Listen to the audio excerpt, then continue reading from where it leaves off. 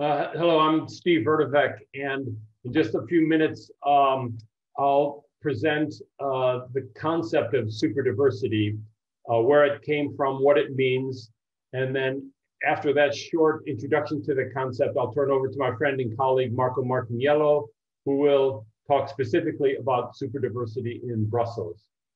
So where does this concept of superdiversity come from?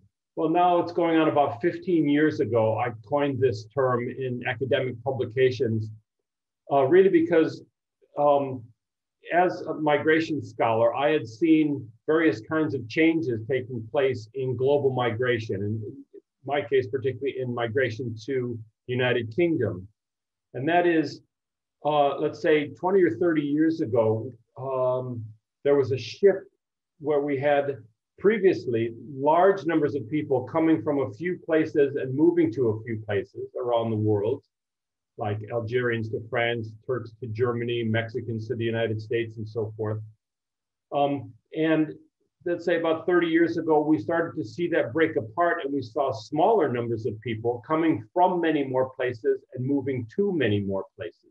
So there was a great diversification of global migrants going on.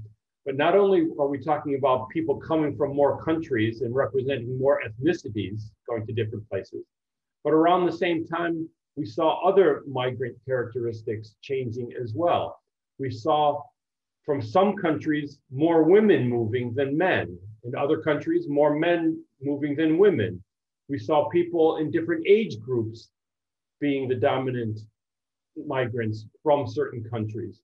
We saw some people moving as high-skilled migrants from certain countries with certain genders and certain age groups, or people coming as refugees or as low-skilled migrants, also with very different characteristics like gender, age, and eventually legal status as well. What kind of visas did people get to move, or did many of them move undocumented? And as we looked at all of these characteristics, something very different, much more complex was taking place and manifesting in different cities around the world. And it was these changing configurations, these changing alignments of migrant characteristics that I gave the term superdiversity. Super meaning a kind of diversity, a complexity of diversity that was much greater, much more complex than the kinds of migrant diversity that we had, say, 50 years ago. And so my main focus at that time was on London, about, again, how all of these characteristics of race and ethnicity, gender, age, skill set, legal status, migration channels, how they all fit together in London. But as I say, we saw this pattern in many cities around the world, including places like Brussels. I'll turn over to Marco now to take us through superdiversity in Brussels. Thank you very much, Steve. Yes, Brussels is a case, a very interesting case in Europe. I will now switch to French pour parler de l'expérience de Bruxelles. Donc, Bruxelles, c'est une ville super diversifiée dans laquelle on voit ce processus de diversification. C'est une petite ville à l'échelle mondiale d'1,2 million habitants. Plus de la moitié des habitants ne sont pas nés à Bruxelles. 40% sont nés à l'étranger. 50% au moins des Bruxellois ont des origines à l'étranger ou sont nés de parents immigrés. On peut dire aussi que le monde est représenté à Bruxelles. Pratiquement toutes les nations reconnues par l'ONU sont représentées à Bruxelles, avec malgré tout un groupe prédominant, celui des Marocains, que certains ont d'ailleurs nommé à un certain moment les Maroxellois, pour définir à la fois leur origine et leur appartenance totale à la ville de Bruxelles. Aujourd'hui, Bruxelles attire de nombreuses personnes en provenance non seulement des pays d'Europe centrale et orientale, mais aussi en provenance d'Afrique subsaharienne et d'Amérique latine, suite notamment aux crises de 2008. Ce qui est aussi intéressant de remarquer, comme le disait à l'instant Steve, c'est que les migrants et les populations issues de l'immigration à Bruxelles se répartissent sur différents statuts juridiques et aussi appartiennent à différents statuts socio-économiques. Donc nous sommes loin de l'image des années 50 où la majorité des migrants, c'était des hommes qui venaient pour l'industrie ou pour, dans le cas de Bruxelles, qui sont venus après pour la construction du métro. Aujourd'hui, nous avons une migration qui est extrêmement diversifiée, à la fois au niveau des origines nationales, du genre, des statuts juridiques et du niveau socio-économique.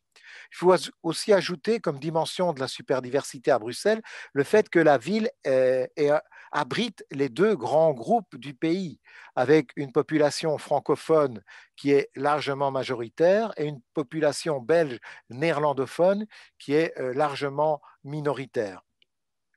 Alors, Bruxelles est aussi une ville-région qui est duale. C'est une ville où on voit une concentration de la précarité et de la pauvreté dans les anciens quartiers ouvriers le long du canal de Bruxelles, autour finalement de l'hypercentre médiéval et touristique.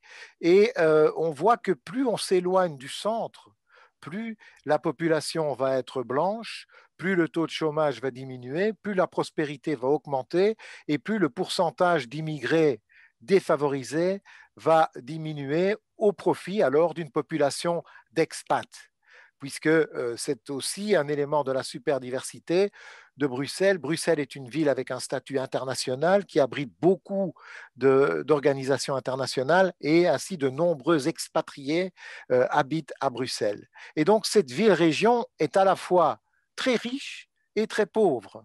Et cette richesse et cette pauvreté se font face parfois dans la même rue en fonction de la configuration de la ville. Il peut donc en résulter des tensions et des frictions. Alors, dans cette ville super diversifiée, que remarque-t-on? D'une part, une tendance au repli. On ne peut pas parler de ghetto à proprement parler à Bruxelles, mais il y a quand même des tendances à l'homogénéisation ethnique, culturelle, religieuse et socio-économique de nombreux quartiers. Il y a notamment une fracture entre le Bruxelles international et le Bruxelles belge en termes de niveau socio-économique. Mais d'un autre côté, on voit que dans de nombreux quartiers bruxellois, il y a des mélanges de populations.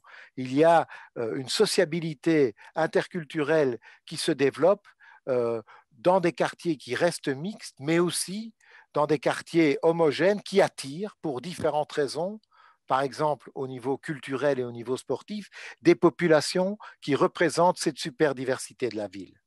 Alors, que faire aujourd'hui avec Bruxelles? Cette ville illustre bien tous les défis rencontrés par les villes migratoires, par les villes post-migratoires, par les villes super diversifiées. On y observe ces deux tendances contradictoires vers une citoyenneté bruxelloise partagée d'un côté et vers une séparation et des replis de l'autre. Je pense que nous ne pouvons pas nous payer le luxe de laisser se développer ce repli et cette séparation.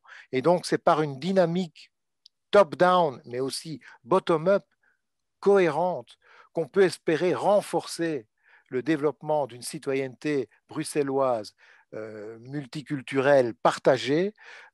Et je pense ça, que c'est vraiment, on voit des développements dans ce sens à Bruxelles. Peut-être que c'est là qu'on les voit le plus en Belgique pour positiver cette super diversité et construire un destin commun entre toutes les composantes de cette super diversité. On verra ce que l'avenir nous réservera.